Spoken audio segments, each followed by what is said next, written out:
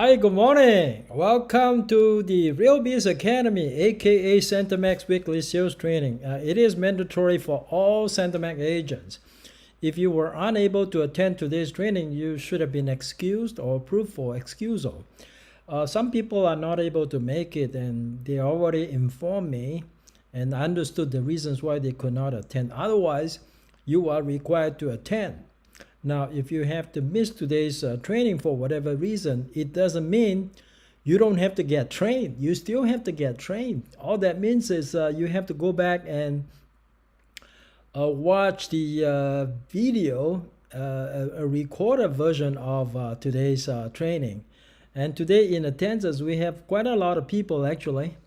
We got, let's see, we got Justin, we got Hua, we got Howard, Shipping, Maria, Carlos, Nicole, Alec, Amy, Elaine, Joe, Lisa, Feng Jiao, TM, Mello, Tanya, and Fan Wei, Nick, and Hannah. And Brian, of course, thank you everybody for showing up. Today I have prepared 4 exciting topics for you guys, and these topics they're going to help you a lot in your career, especially when you are brand new in the business. The more you should attend the training. I'm not kidding when I say it is mandatory. It is definitely mandatory, because you probably get a phone call from me if I don't see you in attendance, and if I don't see you going back to watch the video. Okay, I have no problem calling you after the training is over. Now let's go ahead and dive into today's topic. And of course, Veronica, thank you so much. And Kathy, thank you so much for coming. That's really, really awesome. So we got good attendance despite the Labor Day weekend. And some people are just getting back, and I understand. Okay, so not a problem, but I can't emphasize this enough. Training is for us to get together and learn some things together. And I want to tell you that I do put in the time to prepare the materials. I'll be really disappointed if I don't see you in attendance. Okay, let's go ahead and go to the slide for today. All right. Okay, now there are 4 topics for today. Topic number 1 is how to create personal power, part 2. I've covered a lot in part 1, but there's just so much to cover. And welcome Wei or Win. Welcome to the training. And number 2, we're going to talk about how to pre-qualify a seller. First of all, why it is important to pre-qualify a seller, and then about how to pre-qualify a seller. Thirdly, we're going to continue with our discussion on how to win friends and influence people. We'll talk about another rule today. And fourthly, we're generally going to talk about what are the things that you have to pay attention to if your buyer has a loan and they are buying a condominium. There are some certain important things that exist in condo listing that don't exist in a single family residence. So you need to pay attention to those. There may be certain condo project that you want to avoid. Okay, so we'll discuss that all together. All right, Jean, thank you for coming. Wonderful. All right. Okay, now let's move on to the next slide. Personal power. This definition did not come from me. It actually came from Mike Ferry. His definition for personal power is the ability to control a situation. Okay, is to control a situation. The ability to get people to respond to you positively. Okay. I put together a list of things, and of course I got this from Mike Ferry. Actually, the more I am in real estate, the more I become more familiar, and I actually think that everything that he said about how to develop personal power makes a lot of sense. The more you develop your personal power, the more it makes sense to you.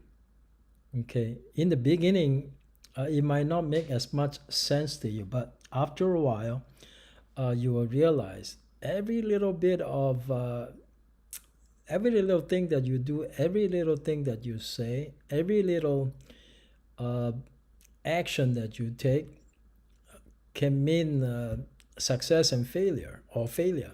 So personal power, people like Jin Riley, like Lily Garapova, Judy Xue, there's no doubt that all three of them have personal power, and they know it too. When you gain that personal power, you will know it. When it comes out, you know, okay, I got personal power now. I want to share with you, I have gotten seller that responded to me very positively, especially, well, actually in as recently as the last week and a half to 2 weeks. I signed a new listing in Jurupa Valley. When you go to a listing appointment, when the seller say, "Where do I sign?" Okay, that's what you want to hear, right? You don't have to hear about any objection. See, the thing is that when you go show up for a listing presentation, hopefully you would have discovered what the objections are going to be and anticipate and deal with the objection. So that was a 6% listing that I signed for this particular seller. And, I was about to go through my CMA and everything. I say, all right, we agree on the commission being 6%. And next thing we need to talk about is the price. I was about to go through the numbers, and then suddenly she said, I'll go along with whatever price recommendation you gave me. How often you hear the seller say that? Not very often. Usually they have certain opinions about the price that they want. So this particular seller, and of course when I was there, I pay attention to some of the things that we're going to talk about today. And the listing itself did not take very long. I walked around the house with her. I told her what I plan on doing to get the property ready for listing. Okay. At all times, I observe certain things I need to observe, okay, to maintain my personal power. When you got that personal power, you can really get things done as a listing agent, and you're probably going to encounter a lot less objections. Okay, that was for the Jurupa Valley one. And yesterday, I went to Brentwood. I had a listing in Beverly Hills last year, or close to Beverly Hills.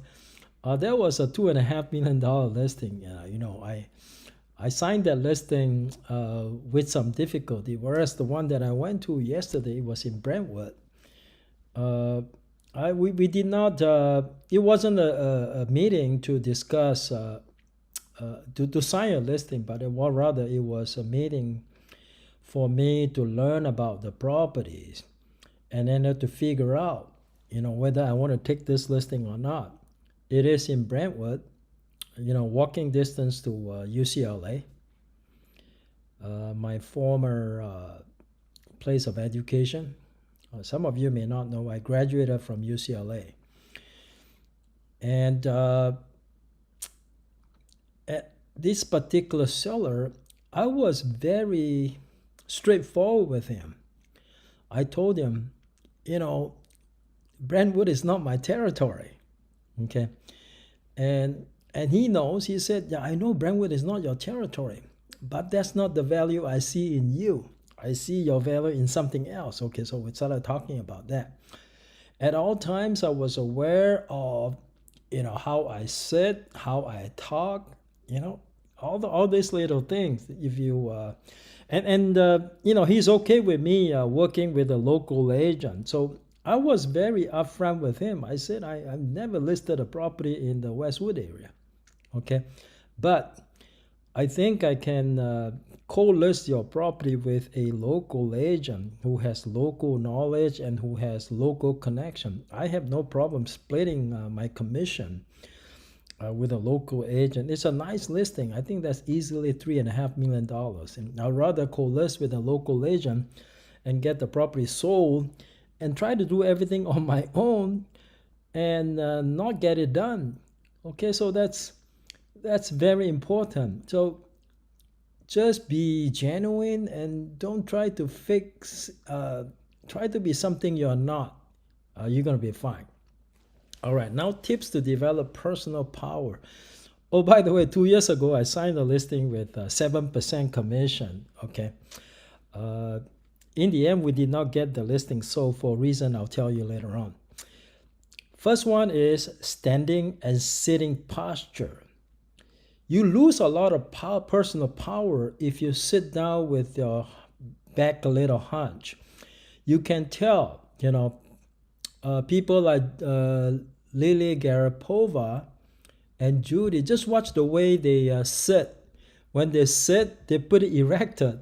Okay, they sit pretty straight. So your sitting posture is really, really important, as well as your standing posture. No slouching. Every time when you slouch, you lose a little bit of personal power. So keep that in mind and practice that. Number 2 is intensive listening. You got to listen.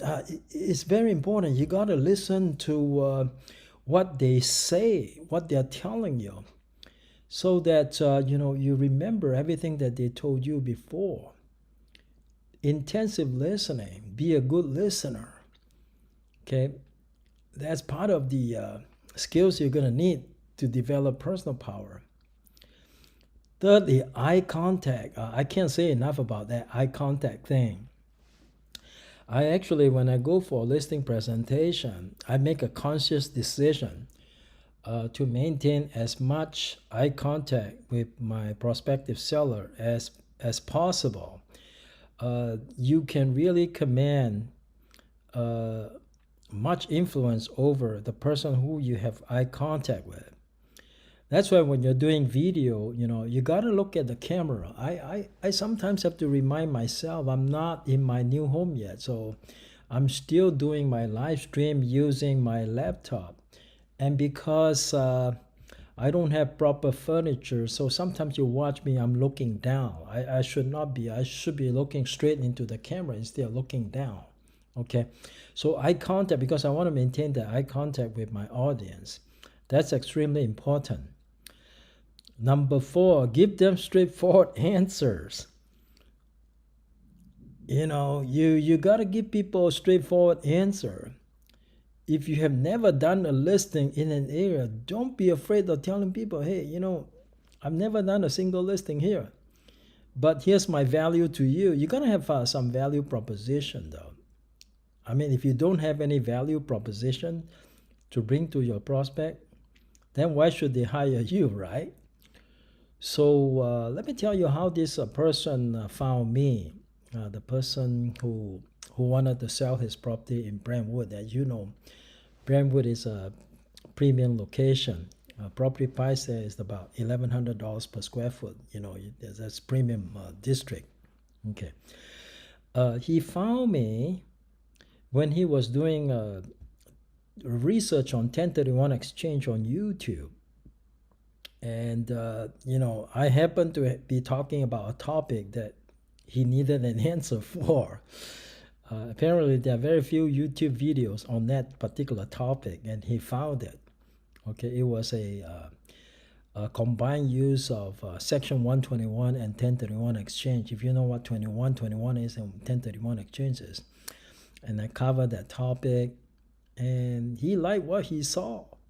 Okay, and not long after he watched my video, he probably watched a few of my videos before he called me. So not long after he watched my video, he contacted me, and he said, I wanted you to be my agent because of your knowledge in this area. And yesterday we were just talking, and he said, well, I have an agent, but she doesn't seem to know much about that 1031 exchange thing, especially when it involves Section 121, and you seem to be knowledgeable.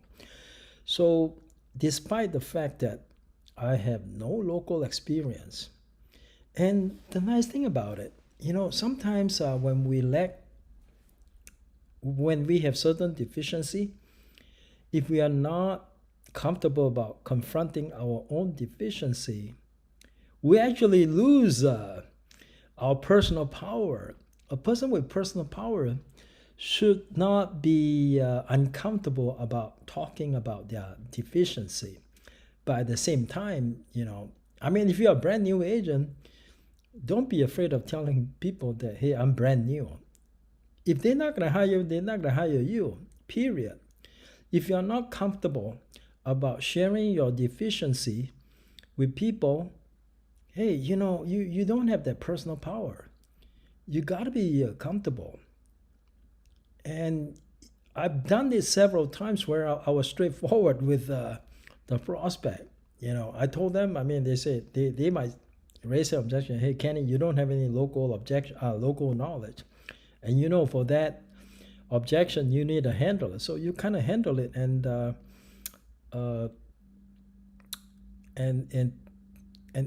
move forward.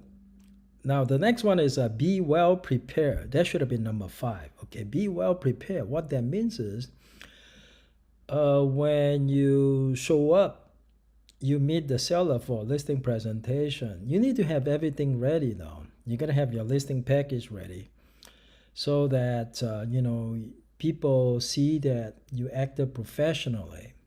They're gonna treat you with more respect. So be very well prepared. Okay, that's another skill that you need to have in order to develop your personal power. Number 5 is a big one. Never back down from their objection. You see, brand new agents are often afraid of encountering objection. That's the same problem that brand new agents have. And they're afraid of encountering objection is because they are not prepared for those objections. So before you show up for listing presentation, you got to have your objection handler ready. Anticipate what kind of objections they're going to give you. And then just kind of meet their objection. Then you'll be fine. Never back down from their objections. You're going to have a good script, and don't be afraid of their answers. Sometimes we skip certain questions on a script because we are afraid of knowing what their answers are. I'll give you an example. An agent with a personal power, they would not be uncomfortable in asking the 3 most important questions in the beginning of a listing presentation, especially when you are meeting a stranger for the first time. First question you're going to ask is, have you made up your mind to sell your home? Now, you should be comfortable asking this question though. If the guy said, you know what, Kenny, I'm not sure if I want to sell my home. Okay, then you probably didn't do a good job pre-qualifying this person. Also, it could be that you did a great job pre-qualifying this person. Something happened between the day that you made that phone call to pre-qualify and the day of the meeting to cause him to have some concern about whether he still wants to sell his home. That is the very first question you're going to ask that person. Okay. Now, second question you're going to ask that person is, in selling your home, do you want to price it to sell in a few days? Or do you want to price it in a way that will cause it to stay on the market for several months? Okay. Now, some people are not comfortable in asking this question. A person with personal power would not be afraid of asking it. Why should you be afraid of the answer? He's either going to tell you, he's probably going to tell you, I want to sell it quickly, but I don't want to give the house away. Of course, immediately, if you have practiced your script, you would have said, oh, I don't want to give your house away either, but you do want to sell it in a short period of time, like a few days, right? And usually they'll say yes, and they'll nod their head. When they nod their head, you nod your head with them. Okay. And the third one, there are some people that are not comfortable in asking this question. Would you like me to handle the sale of your home? And some seller might say, duh, if I wouldn't want you to handle the sale of my home, I would not have invited you. Okay. But that's okay. That's in the script, so you ask it.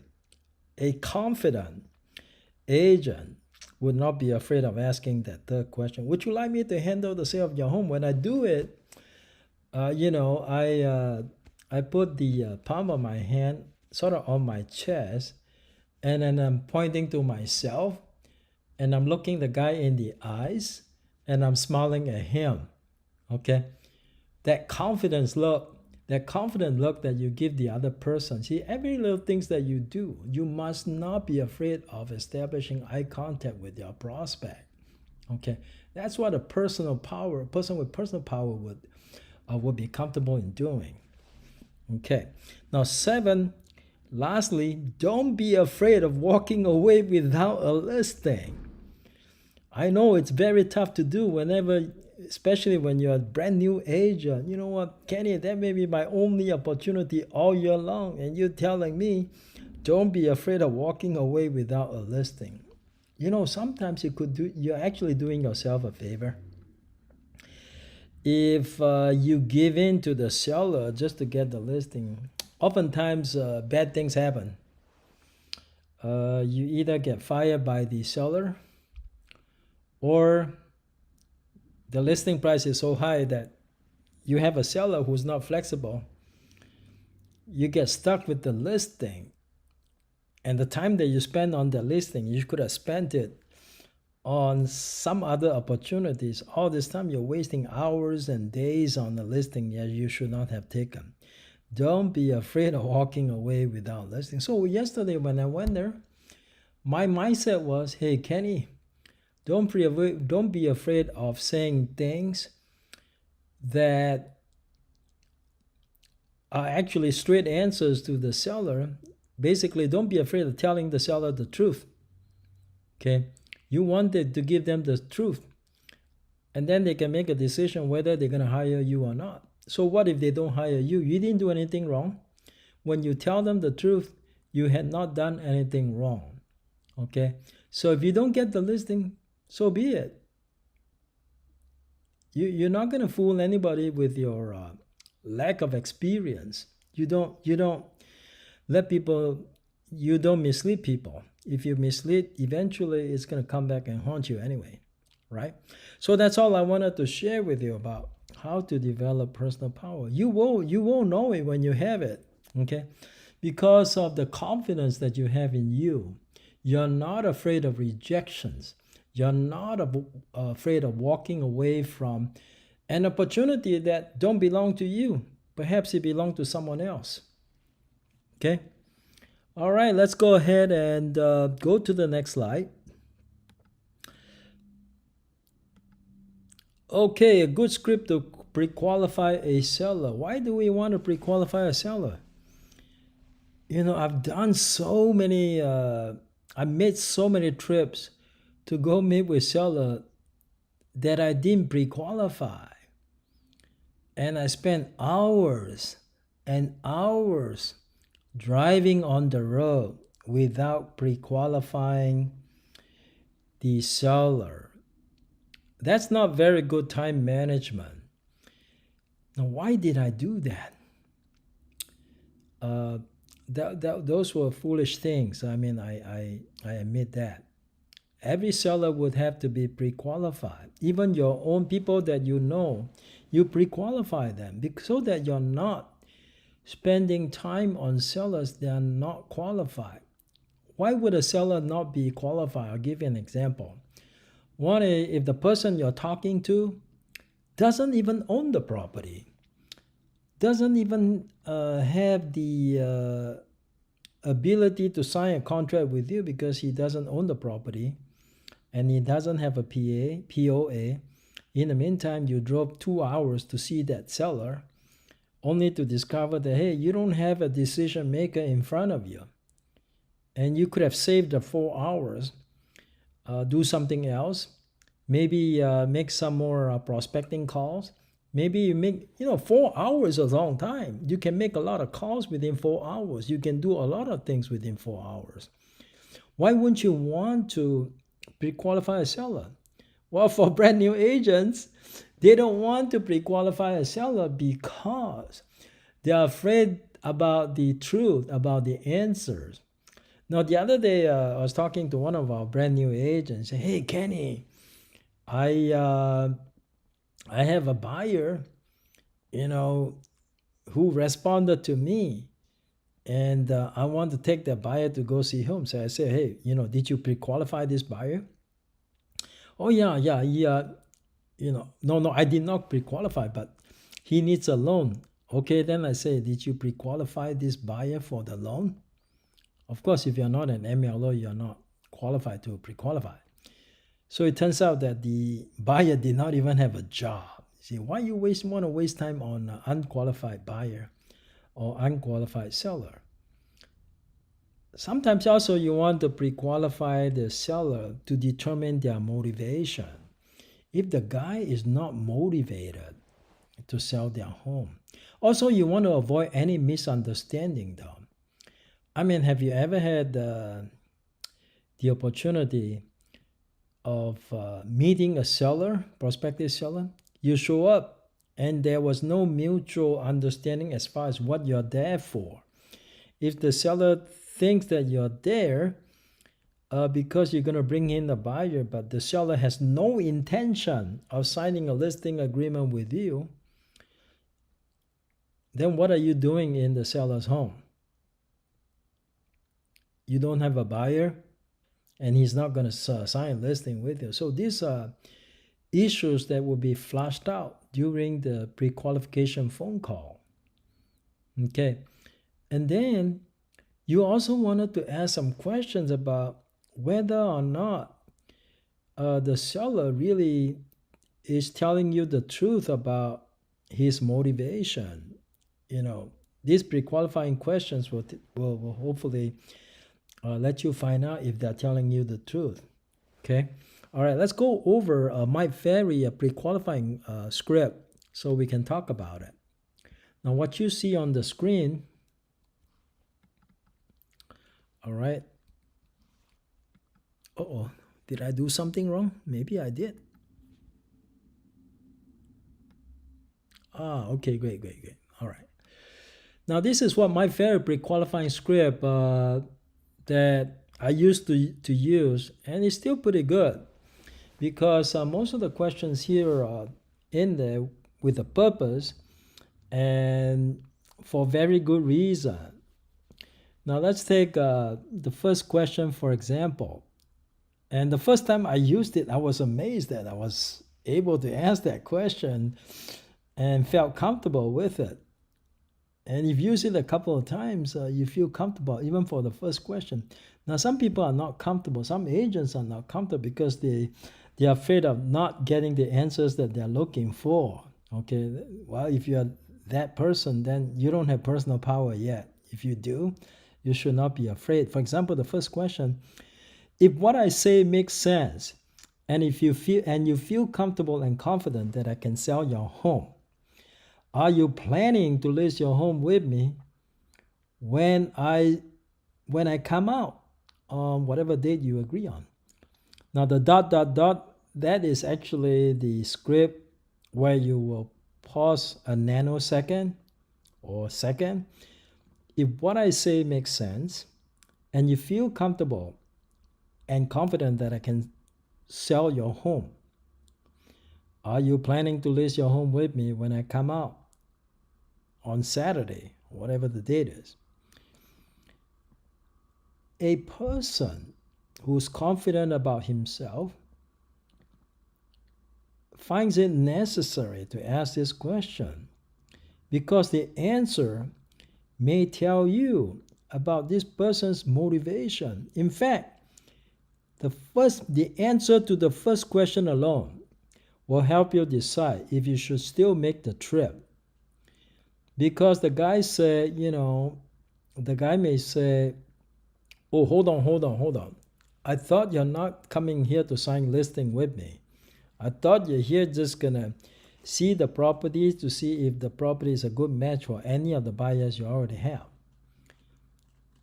So, you gotta ask this question just so that, there is a mutual understanding about what's gonna happen when you show up at the house. Okay.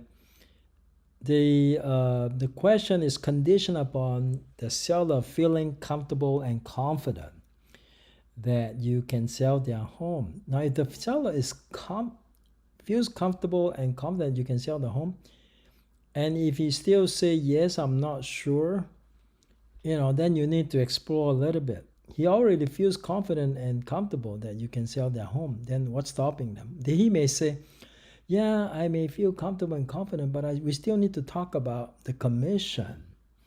Now, never talk about commission during pre-qualifying. You want to avoid that question. You don't want to talk about commission. Well, a couple of reasons you don't want to talk about commission. Number one of the risks of talking about commission is, what if I tell them my commission is 6%? Now, if you tell me the commission is 6%, before he has seen your value, before he has heard your presentation, he may feel that, hey, 6% is too much. I don't even want to see you. Okay, you may lose an opportunity just over the issue of a commission. What if you show up and you show him what are the things that you can do for him? You let him know what your value proposition is. And he may say, hey, 6% is fine because I can see, all of these things that you're doing for me. And I can feel that you are a confident person. I know you can get the job done. So what is 6%? The difference between 6% and 4%, it's only 2%. So if you can get me more money, the extra 2% that I pay you might be worth it. So don't talk about commission during the pre-qualifying. Then how do you going to respond? Because they're going to ask you about that. We'll talk about it later. Now the second question is, are you planning to interview more than one agent for the job of selling your home? I'll be honest with you. The first time I used the script, I wasn't too comfortable about asking this next question. Because you know why we're afraid of the answer. Because subconsciously, we're afraid that they might interview more than one agent. But on the other hand, we also would like to know if they are interviewing more than one agent. Now, if they said, hey, Kenny, you're not alone, okay? When they say, we're planning to interview 3 agents that day, okay, strategically, at that time, you have to decide, you want to be the first one or the last one, okay? Sometimes, I think number 2, I made the mistake one time. It was a Walnut Creek potential listing. I made an appointment. I made cold call on Friday evening. Next Saturday morning, I met that person. Well, I was supposed to meet that person, let's say at 11 o'clock. And because I did not pre-qualify this person, and Michael and I, we were all in the car getting ready to go to drive over to see the home. And suddenly I got a text message from her, hey, Kenny, I just signed a listing with this agent that I have used in the past. See, when I call her, we really hit it off because, it felt so good on the phone.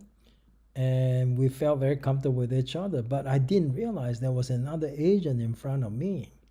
Now, if you think that you have the ability to persuade this person on the spot about signing a listing with you, don't be the second guy. Now, if you can actually request to be the first person. If you fail, you fail. It doesn't matter. So whether you're the first, second, and third is a strategic question that you have to ask.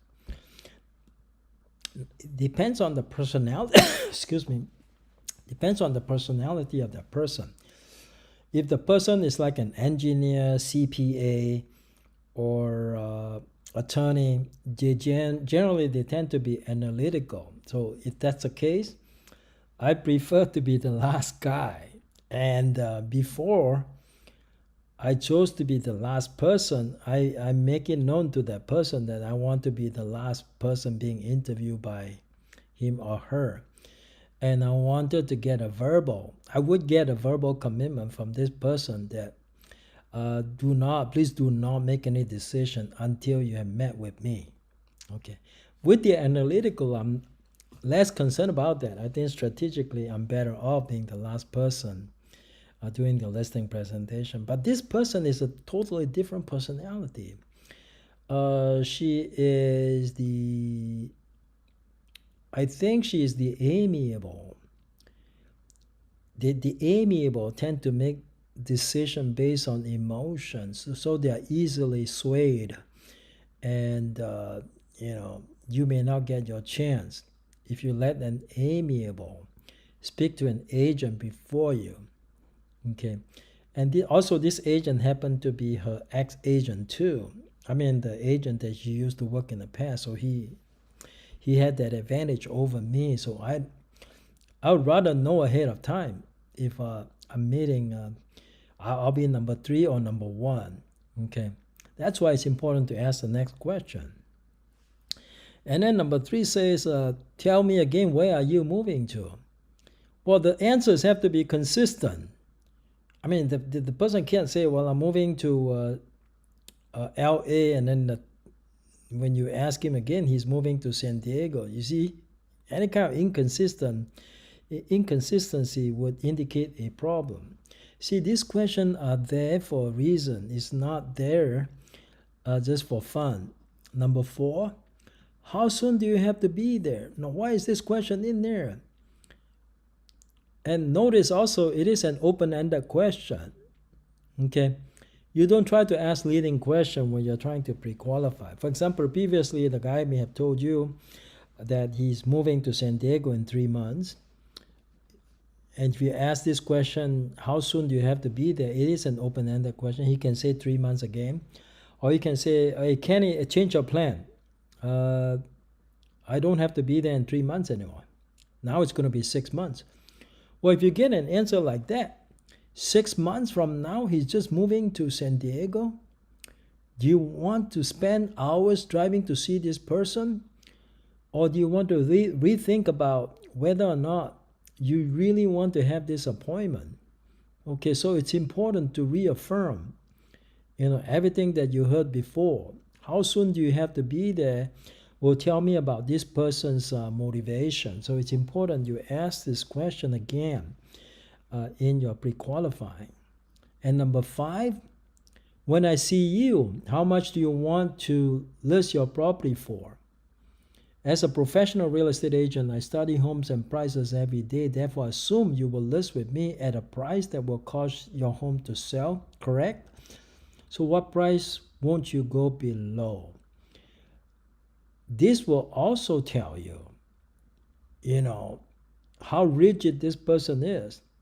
Because sometimes from their tonality, you got to talk to them on the phone. You can listen to their tonality, how convicted they are when you ask them, so what price won't you go below? And they say, Kenny, absolutely, don't go below 1 million. If it sounds like this person has no flexibility, and then there are a couple of other factors when combined together will make this seller not a good prospect. Hey, you may need to tell yourself, Kenny, give it up.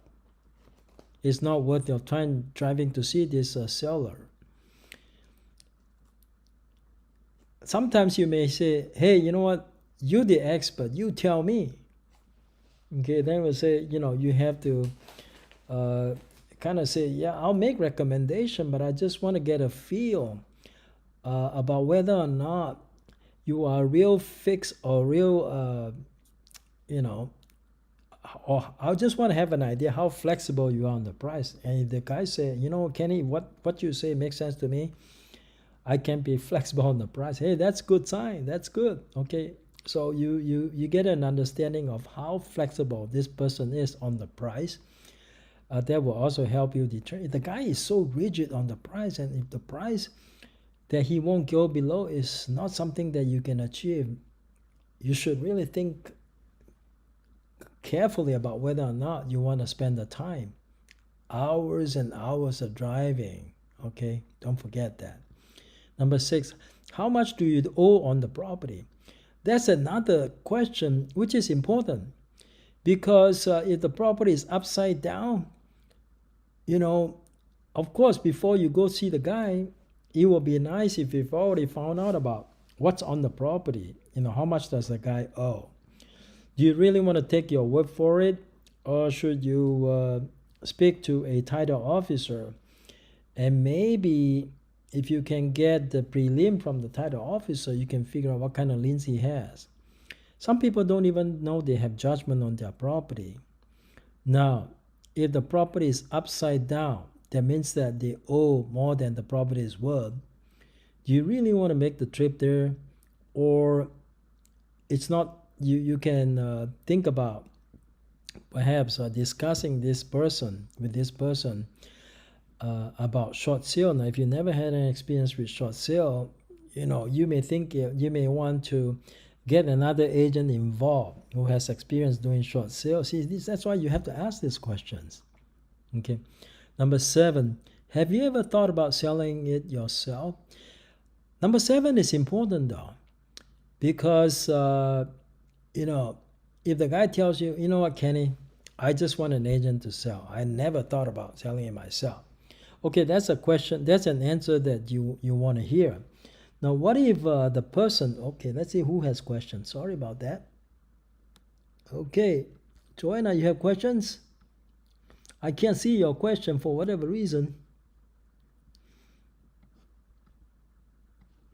Okay.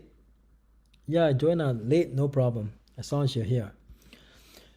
Have you ever thought about selling it yourself? What if the guy says, Kenny, I tried selling it myself before, but it wasn't successful.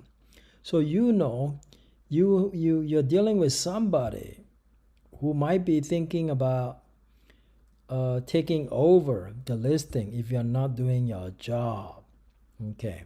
Or who probably might be one of those who want to be more participatory, which means that when you're dealing with this person like that, your communication is actually more important, because he expects you to keep him better informed. Okay, so just keep that in mind. Number 8, will you help finance the home for the buyer, or do you want your cash out?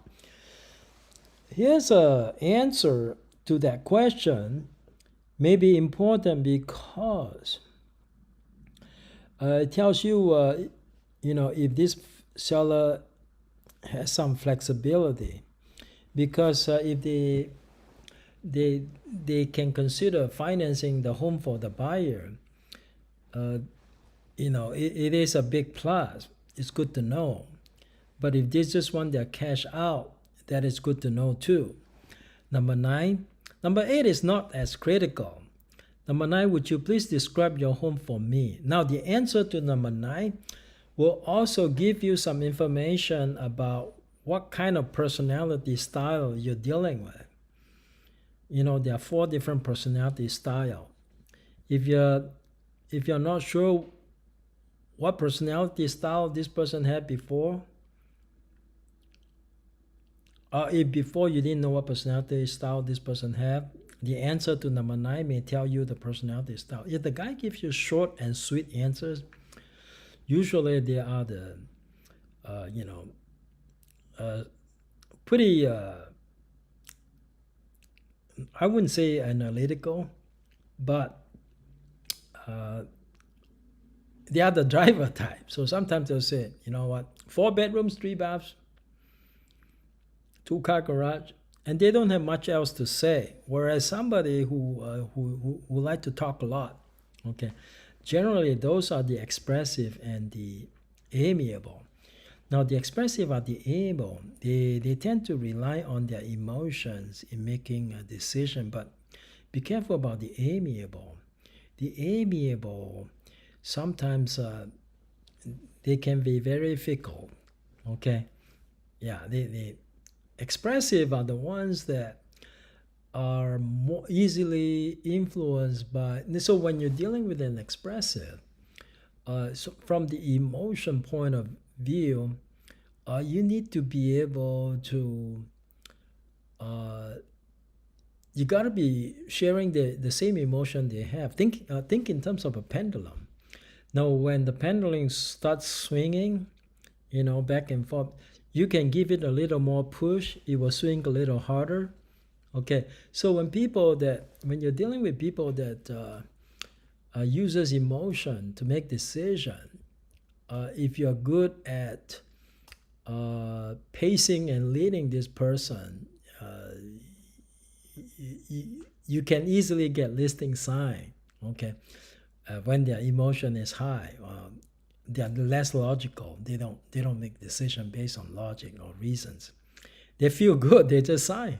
Okay, and they won't tell you. Most of the time, they won't tell you, "Hey, Kenny, I need time to read the contract to sign." No, they'll sign it right there without giving it much thought, because that's their personality style. Whereas when you're dealing with an engineer's attorney, they tend to take longer to sign listing. Okay, keep that in mind. So would you please describe your home for me? That's important, because before you show up there, you want to have a good idea about how what this person thinks is the highlights of their home. Okay, number 10. I'll be sending over a package of information where you take a few moments to review it. Now, this is just to remind them that you are sending them information. Okay, and it's not as important, but I know, my Ferry says you send it to this person for review. Another reason why you want to send it for review is because what if you do a CMA, the guy doesn't like what he sees. Oftentimes they don't like what they see, because if they don't like the price, it's good that they let you know ahead of time. I mean, if after they saw your CMA, they say, "Kenny, don't come over." Okay, maybe you shouldn't go over, because unless you can convince them, "Hey, you know what, this is just my analysis. How much we're going to list it for, we can talk about it when I see you." Okay, that's why it's good to send your information over, because when you're there, you're not giving them enough time to go over your information. So if you give them the information ahead of time, it will save everybody time. Number 11, do you have any questions before I arrive? Of course, oftentimes I ask this question, do you have any questions before I arrive? There are some that will say, "Kenny, what's your commission?" Okay, and you know what my standard answer is? "Oh yeah, Michael, yeah, I know that's very important to you. That's one of the first few things we're going to talk about when I see you." Okay, so if you, I will not charge you any more money than what I'm worth. So be rest assured, I will definitely share with you what value I'm bringing with you, and then we'll talk about the commission.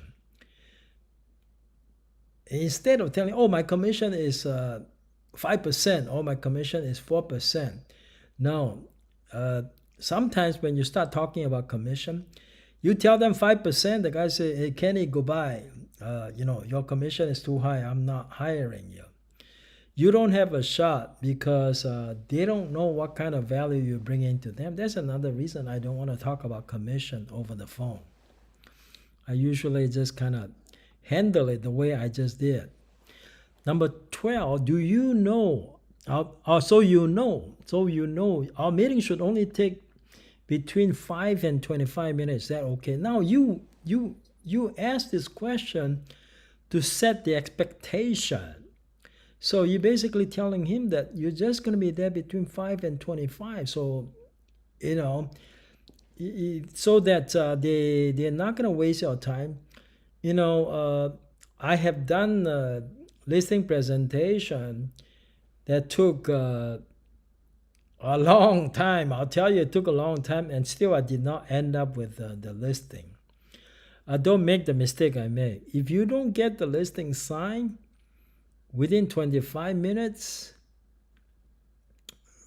you may not get it signed, because if they're going to sign, they're going to sign within 25 minutes, assuming that by that time you finish all your listing presentation already. Okay, so assuming that you control the meeting well, so you actually control, you manage your time well during the listing presentation. A good listing presentation should be no more than half an hour. Now, if I walk around the house with the seller, that could be about 5 or 10 minutes, okay, because that is the time for me to build rapport with the seller. So I sit down. Now, when will it just take 5 minutes?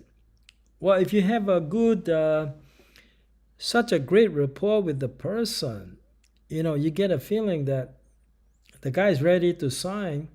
Now, if the guy is ready to sign, you should save your time and not beat around the bush. Go straight to the point and try to get the signature signed on the listing agreement without further delay. That's why sometimes it's supposed to be very short. I'll tell you, I have signed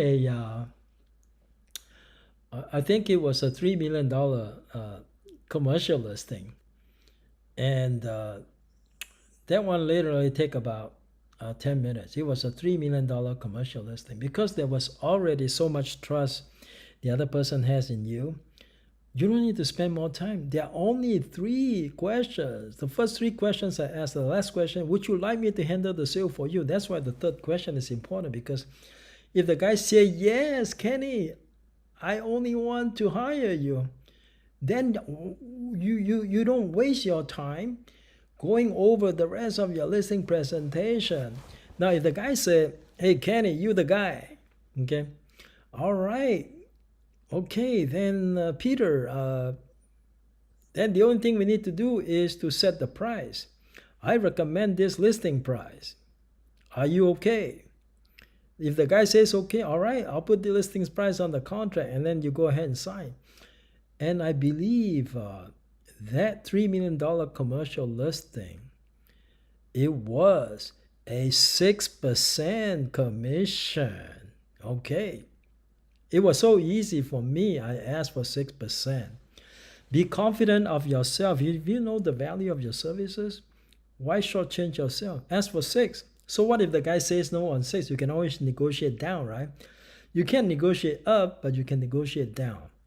Okay? So that's why the listing presentation should be short and sweet and to the point. Okay? And then, of course, you end with, I look forward to meeting you on Saturday at 2 p.m. All right. Okay. That's the end of the listing presentation. Now, let's go ahead and move on to the next topic. I'm so sorry. This one is getting to be long. Okay. Hopefully you learn something. Next one is, the pre-qualifying.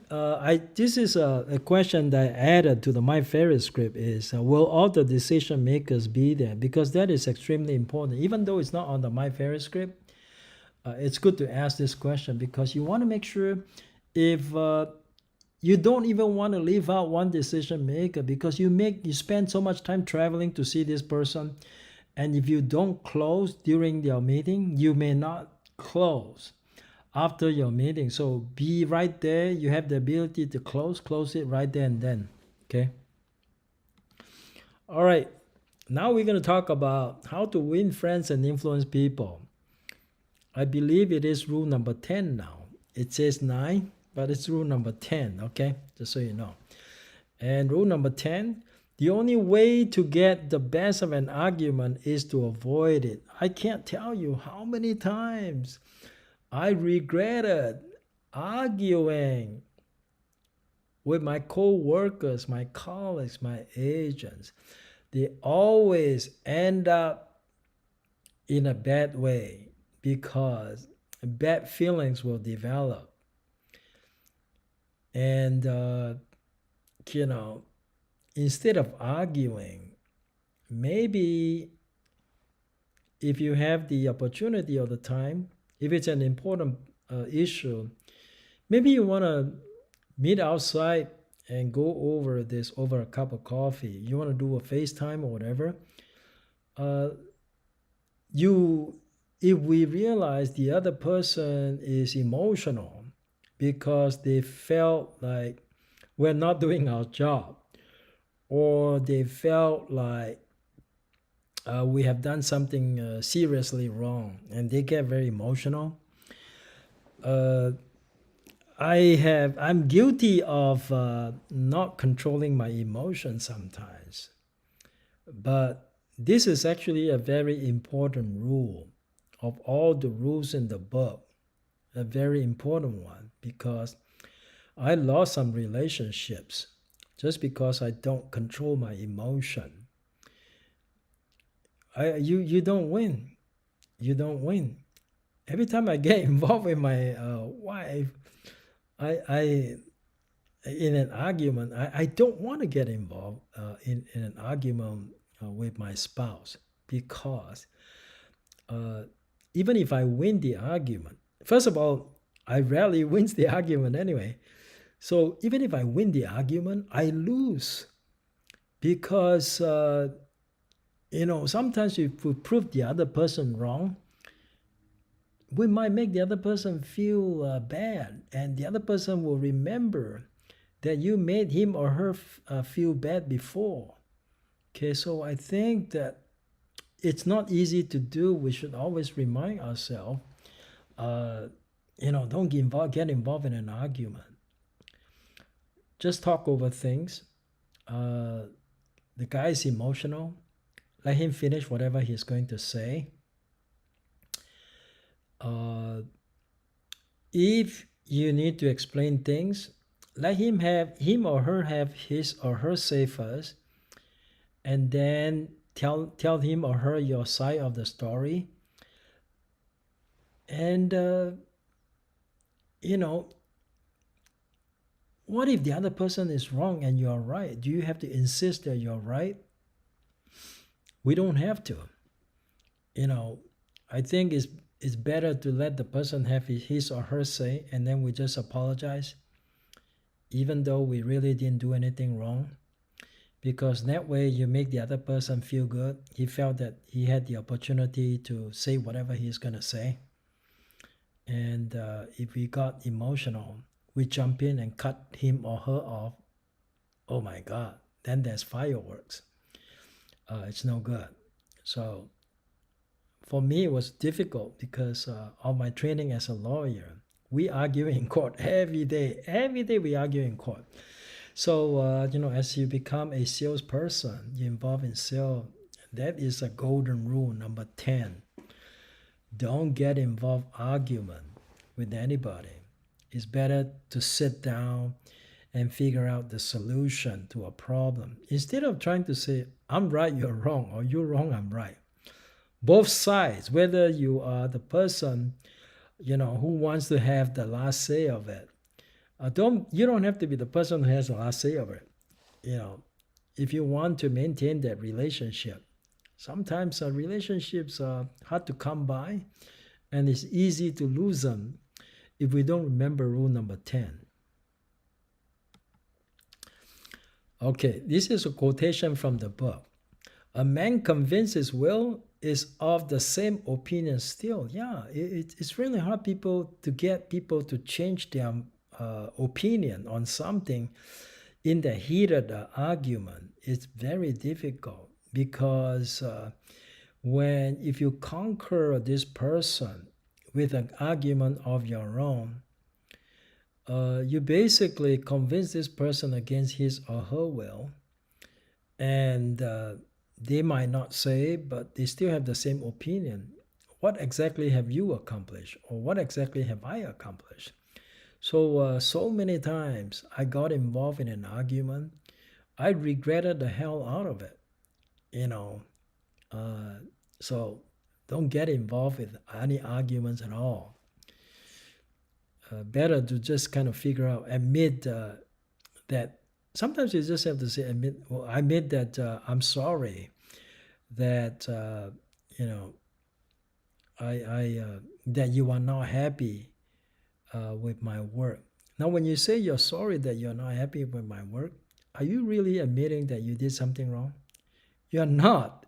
You're just saying that you feel bad that this person is not happy without actually saying that, hey, I'm right, you're wrong. But you still apologize anyway. I'm sorry that you're not happy with my work. It's good to use. Just say, hey, I'm sorry you're not happy with my work. Is there anything I can do better? Okay, now this person has expressed and has come down. It's a lot easier at that time to let the other person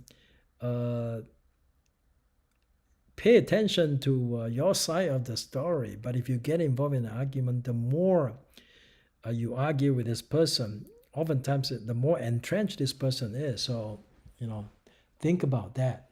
That's something that is important. All right. Now, last topic of the day, factors for your buyer to consider if the listing is a condo. Buying a condominium is different from buying an HOA. See, there are many little things that exist in the purchase of a condo that you don't find in the purchase of single-family residence. I just want to share with you some of those things that you probably may or may not have thought about before, but they could be important to deciding whether you're going to submit an offer on a listing. Especially in the Bay Area, we get to see the disclosures up front, unlike in Southern California. Southern California is a little bit more difficult because the way things are done in Southern California is very different. In the Bay Area, we get to see the HOA budget, all the HOA related documents. So as an agent, if you're dealing with a condominium, go through the documents. Sometimes they'll share with you the budget, financial statement of the HOA. Now, if the financials are not very good, you may have to talk with your buyer and say, I know you really like this condominium, but their financials are not very good. And now let's look at some of those things. The first question is the condo FHA approved? If you represent FHA buyers, first thing you need to determine, find out, is it FHA approved? If it's not FHA approved, talk and find out from the lender whether or not that is going to be a problem because your buyer is an FHA buyer. Not every condo is FHA approved. There is a hot web page that you can go to. If you punch in the address, you'll be able to verify if the condo is FHA approved. Okay. Now, if it's not FHA approved, find out from your buyer's lender whether or not for this particular property they can do a single property FHA approval. If they can, great. Generally, the newer building tend to be easier to get single property FHA approval. Number 2, how old is the building? If the building is very, very old, one of the discussions you need to have with your buyer is that, of course, this has nothing to do with the loan, but this is just general consideration. If the building is really, really old, one of the concerns is, what is the future HOA fee is going to be like? Okay, so if you're buying a condo, you tend to want to buy newer condo because, long-term wise, you're not going to be too concerned about special assessment. The risk of special assessment is actually lower if it's a newer building. Number 3, is there a lawsuit involving a common area? Gee, some lenders won't even loan for this condo that has lawsuit in a common area. Now, when there's a lawsuit, the lender needs to know ahead of time. So you should actually talk it over with the loan officer and find out if this is a concern or not. And how do you find out if a condo has lawsuits? It should be in the disclosure. That's why it's actually more advantageous to buy condo in the Bay Area. Usually we got the disclosure up front if there's a lawsuit. We find out before you even submit the offer. Whereas in Southern California, we submit offer and then we found out there is a lawsuit. So perhaps these are questions you can ask the listing agent to tell you about the answers before you submit your offer. Now, also check with your lender. Number 4, how much is your buyer putting as down payment? Because the percentage of the down payment will determine the amount of documentation that your lender requires to get the loan approved. Okay, that's important because if you know ahead of time, whether or not certain documentation. Number 5, it says, will the lender require HOA questionnaire or budget? Now, if the down payment falls below a certain number, some lender may, in fact, many lenders, I think if you go by Fannie Mae or Freddie Mac standards, if the down payment goes below a certain percentage, it's pretty automatic that they will ask for the HOA questionnaire or budget. But if it's above a certain percentage, then the HOA questionnaire or budget are not needed. Okay, so that's another consideration. Number 6, how much reserve does the HOA have? So, the HOA does not have a lot of reserve. The risk of special assessment is pretty high. If some major repair is required, there's not enough reserve. Even if there is reserve, sometimes if there is a major repair coming up, your buyer may be buying into a condominium where they may not be prepared financially to deal with the special assessment. Some of this special assessment could be in the tens of thousands of dollars. If you are just an average FHA buyer, how are you going to afford to pay the special assessment?